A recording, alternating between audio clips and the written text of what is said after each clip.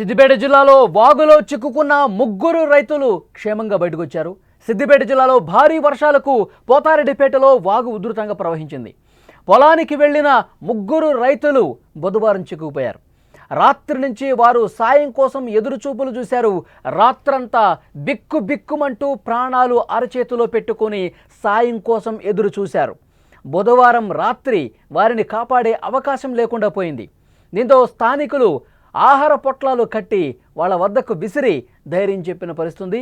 గురువారం ఉదయం ఆ రెస్క్యూ బృందాలు రైతులను క్షేమంగా బయటకు తీసుకొచ్చారు.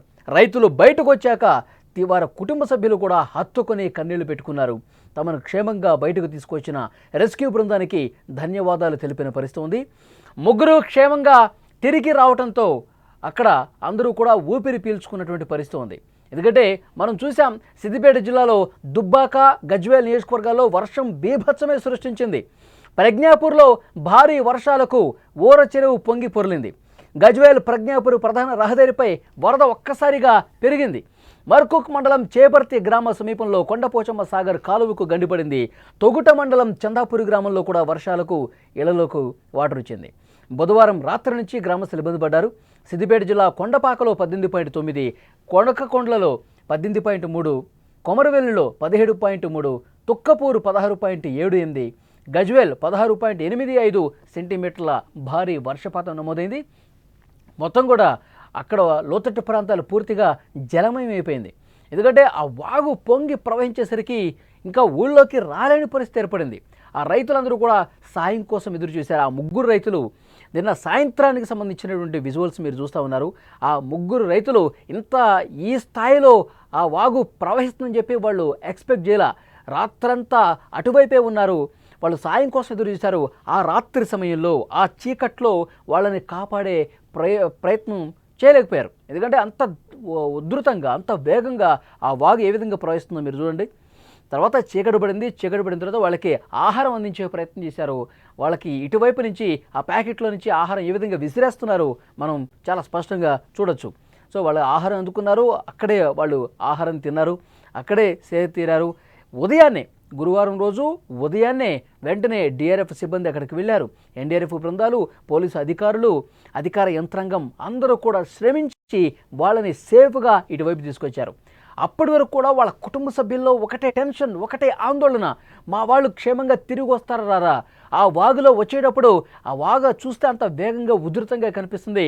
కాలు లోపల పెడితే చాలు కొన్ని కిలోమీటర్లు కొట్టిపోయేంత వేగంగా ఆ వరద కనిపిస్తోంది, ఆ వాగు కనిపిస్తోంది. దాన్ని దాటి రాగలరా అనే ఒక టెన్షన్ ఆ కుటుంబ సభ్యులకు కనిపించింది. వాళ్ళు చాలా ఆందోళన చెందారు. అధికారుల కాళ్ళు పట్టుకునే పరిస్థితుంది. ఎలాగైనా మా వాళ్ళని కాపాడండి, ఎలాగైనా మా ఫ్యామిలీ మెంబర్స్ని క్షేమంగా బయటికి తీసుకురండి, ఊళ్ళోకి తీసుకురండి సార్ అంటూ వాళ్ళు కన్నీళ్లు పెట్టుకున్నటువంటి పరిస్థితుంది. ఎప్పుడైతే ఉదయాన్నే అధికారులు రెస్క్యూ చేసి అక్కడ సహాయక బృందాలన్నీ కూడా శ్రమించి చాలా అంటే చాలా సేఫ్గా ఆ ముగ్గురు రైతుల్ని కూడా ఇటు తీసుకొచ్చారు. వాళ్ళని క్షేమంగా ఊళ్ళోకి తీసుకురావడంతో వాళ్ళ కుటుంబ సభ్యులు కూడా ఆ భావోద్వేగానికి లోనే అధికారులకు ధన్యవాదాలు చెప్తూ వాళ్ళ కుటుంబ సభ్యుల్ని తలుచుకుంటూ వాళ్ళు పట్టుకుంటూ రోధిస్తున్న పరిస్థితి కనిపిస్తుంది. ఒక్కసారి మీరు కూడా చూడండి.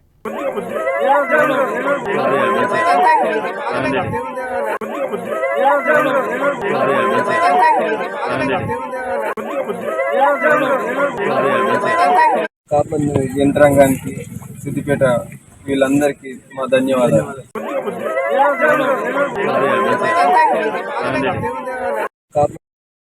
సిద్దిపేటలో ప్రస్తుతం పరిస్థితి అదే విధంగా ఉంది. సిద్దిపేటలో వాగులు వంకలు పొంగి ప్రవహిస్తూ ఉన్నాయి.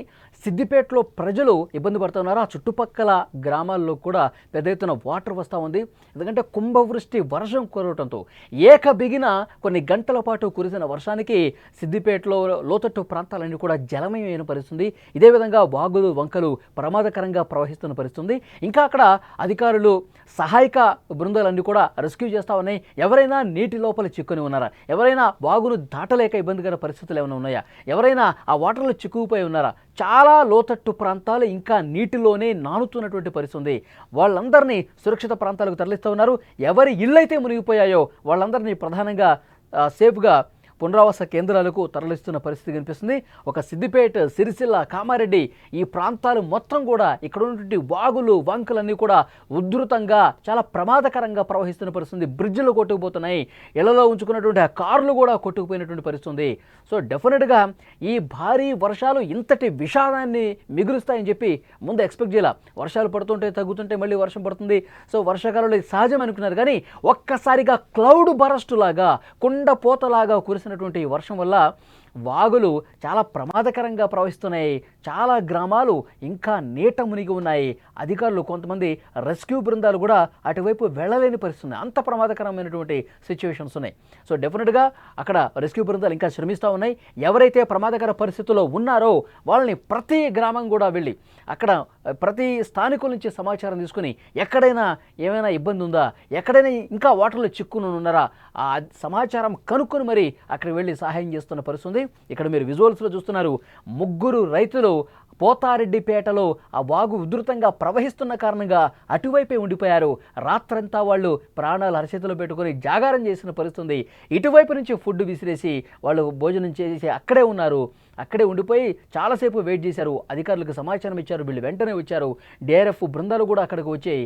ఈరోజు ఉదయాన్నే వాళ్ళని సేఫ్గా గ్రామంలోకి తీసుకొచ్చినటువంటి పరిస్థితి ఉంది.